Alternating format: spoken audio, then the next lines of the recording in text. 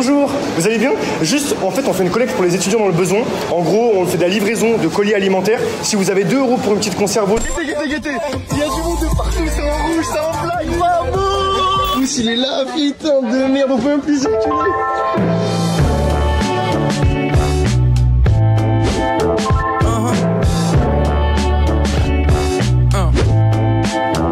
Je vais me faire journaliste aujourd'hui. Bah voilà, on arrive dans la pièce principale, là où tout se passe. Là, c'est vraiment tout ce qui s'est passé en 2 ans qui est résumé sur ce mur-là. Sachant qu'encore une fois, ça a commencé quasiment à ce moment-là avec le premier reportage Brut. Pour Brut, je suis l'équipe de Delivered. C'est une nouvelle plateforme de livraison de repas et de produits de première nécessité à domicile. C'est entièrement gratuit et c'est réservé aux étudiants dans le besoin. En 2 ans, tout a changé. Tout a changé sauf notre mission. Non, c'est incroyable. Dans l'association, on est 15. On est 15 actuellement. En fait, on n'a aucune personne qui est salariée. Le principe, c'est que c'est vraiment bénévolat. Aujourd'hui, du coup, on est un peu plus de 2300 dans l'association. On a ouvert dans 13 villes en France et on a ouvert récemment en Espagne. Donc ça fait 14 villes en tout sur lesquelles on assure le service de Delivered. On a eu la première cagnotte avec Litchi donc cette année en 2023. C'est la première fois qu'on a fait appel aux dons de particuliers. Avec Litchi, on a ouvert une campagne au public. On a récolté 43 000 € sur 1 mois à peu près. En fait, on a utilisé cet argent pour acheter beaucoup plus de scooters électriques et pouvoir les envoyer dans les différentes villes de manière à favoriser, de permettre aux livreurs d'assurer plus de livraisons avec un gros top case de 55 litres.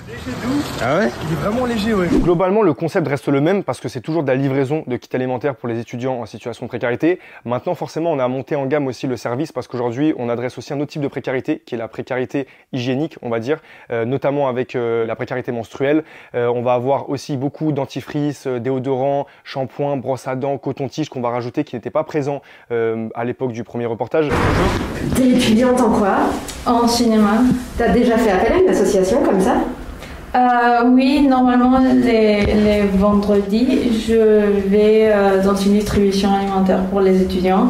Typiquement, on était sur une étudiante en cinéma, mais en fait, les profils, on se rend compte qu'ils sont extrêmement variés. C'est-à-dire qu'on peut avoir des étudiants qui sont en licence, on peut avoir des étudiants qui sont en master, parfois qui sont en fin de cycle. La précarité n'a pas de visage ou de filière en particulier. En tout, depuis le lancement de la plateforme, on a livré plus de 50 000 colis alimentaires aux étudiants en situation de précarité. Donc ça représente à peu près 150 000 repas et ça représente plus de 30 tonnes de nourriture sauvée de la poubelle. Maintenant que la première cagnotte est finie, l'idée, vu qu'on a vu que c'était un succès, c'est de lancer une seconde cagnotte avec Drest. Alors, Drest, c'est arrivé après Delivered, du coup, c'est un second projet de l'équipage solidaire et c'est une boutique de vêtements, une chaîne de boutiques de vêtements 100% gratuite pour les étudiants en situation de précarité. On s'est dit qu'il y a aussi un gaspillage de produits non alimentaires, typiquement les vêtements, et donc l'idée, c'est de récupérer ces vêtements, de les centraliser, de les trier et ensuite de les mettre à disposition des étudiants qui n'ont pas forcément les moyens de s'acheter des vêtements tout neufs. On va avoir besoin d'investir tout simplement pour ouvrir dans d'autres villes et donc ça passe par l'ouverture d'une cagnotte, par aussi le soutien de beaucoup de nos partenaires. Avoir un partenariat avec une entreprise comme Litchi, forcément pour nous c'est important, c'est un facilitateur parce qu'on a un contact privilégié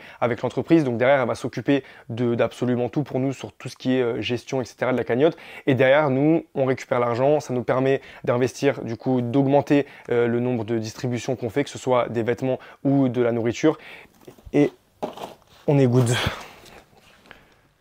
Hop. Bilan de ces 2 ans, j'ai même pas c'est une dinguerie. J'ai même pas d'autres mots que c'est une dinguerie.